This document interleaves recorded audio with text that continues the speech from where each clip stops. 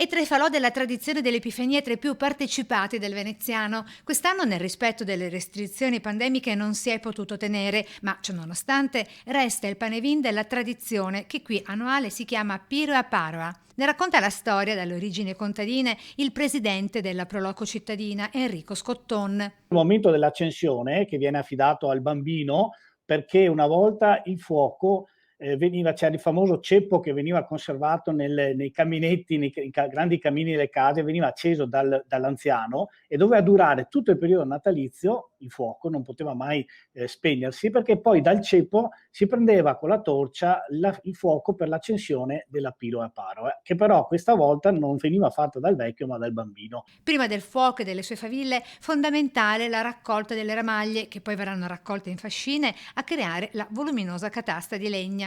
E noi abbiamo la fortuna di avere uno straordinario personaggio, Noale, che ci dà una mano, che da molti anni cura le rive della propria campagna con attenzione massima all'ambiente e insieme poi andiamo a raccogliere questa legna.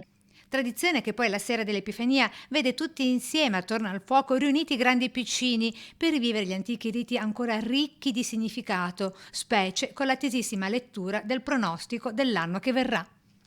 Soprattutto dal fumo, dalla direzione del fumo, una volta gli anziani, i saggi diciamo i più anziani, traevano l'auspicio per il nuovo anno. Ovviamente gli auspici non erano se l'economia, la borsa cresceva o meno, era se la vita, l'attività agricola dava frutto, perché questa era la Sì, sì. preoccupazione di quei tempi. Questa è una tradizione che è sentita dalla gente. Noi abbiamo migliaia e migliaia di persone, bambini, famiglie intere che vengono, che proprio sentono la necessità del contatto col fuoco, di riscoprire queste tradizioni.